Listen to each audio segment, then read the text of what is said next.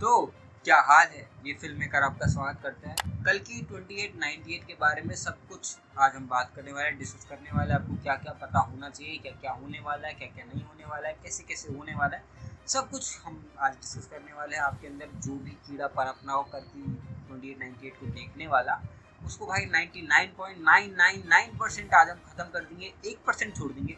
Movie देखने के लिए तो कुछ छोड़ना है ना, कहीं सब कुछ यहीं रिवील हो जाएगा तो वहाँ जाके क्या देखोगे।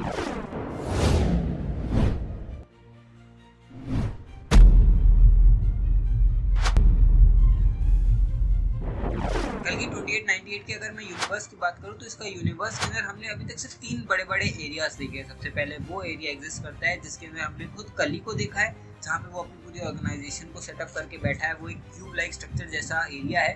दूसरा एरिया जो है वहाँ पे भैरवा पाला बड़ा है और अब वो अपनी सारी चीज़ें उसी एरिया में कर रहा है।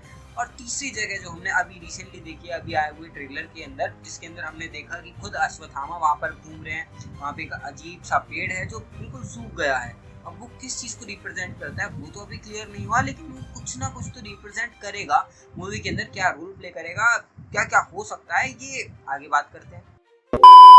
कल की 2898 की अगर मैं पावर्स और आर्मी की बात करूँ तो इसके अंदर 2 तरह की आर्मी होने वाली है। एक कली की आर्मी होगी जिसके अंदर हम कली को देख सकते हैं कि उसने अपनी आर्मी को बहुत ज़्यादा डेवलप कर लिया। उनके पास लेज़र शूटर्स हैं जिससे वो धां फायर कर रहे हैं। रेड कलर के शूटर्स या इन्हीं के शूटर्स हैं।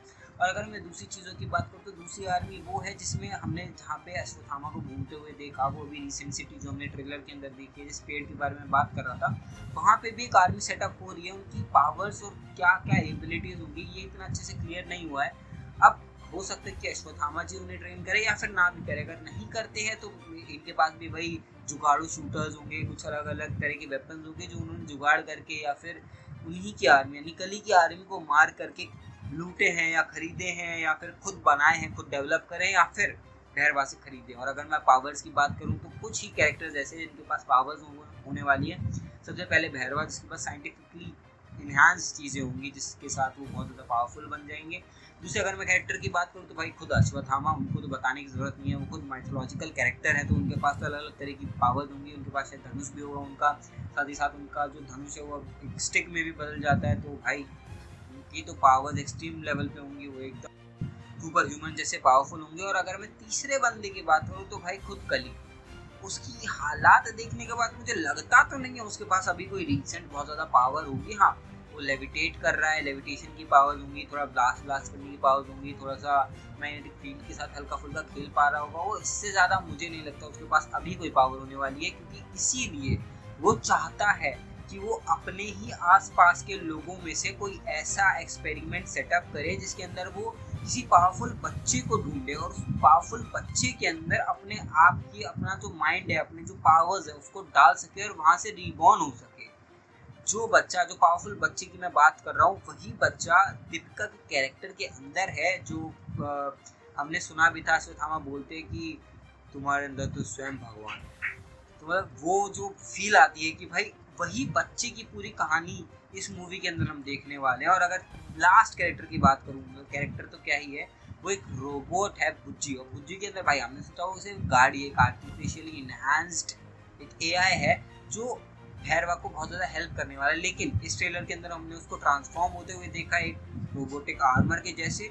भाई जैसे हमने बेंटेन में गूप को देखा था, वो उस लड़की के आसपास, मतलब बेंटेन की गर्लफ्रेंड के आसपास ऐसे रोबोट बन के घूम जाता था और पूरा सा रोबोट टाइप एक स्ट्रक्चर देता था पावरफुल। या फिर अगर मैं आपने पुराना कार्टून देखा है तो सुपर रोबोट मंकी टीम हाइपरफोर्स गो एक कार्टून आया करता था जिसके अंदर एक कैरेक्टर हुआ करता था, मेन कैरेक्टर जो एक बच्चा था जिसके अंदर पावर्स थी।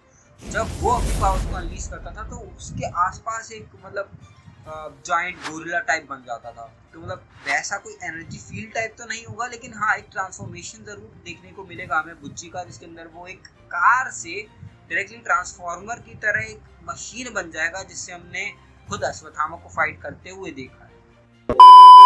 एक ही बार में इतना सब, हाँ इतना इसमें से ज़्यादा मैंने लिखा भी नहीं था। 2898 की अगर मैं प्लॉट के बारे में बात करूँ तो कल की 2898 का जो प्लॉट है वो कुछ इस तरीके से शुरू होगा कि भैरवा और बुज्जू के बारे में हमें और बताया जाएगा। भैरवा को बुज्जी कैसे मिला और भैरवा का क्या लाइफ स्टाइल है, उसको कैसे कैसे जीना पसंद है, कैसे वो रूल्स को फॉलो नहीं करता, वो अपने हिसाब से चलता है। और यही देखते देखते हम फर्स्ट हाफ के अंदर पूरे यूनिवर्स को एक्सप्लोर कर लेंगे।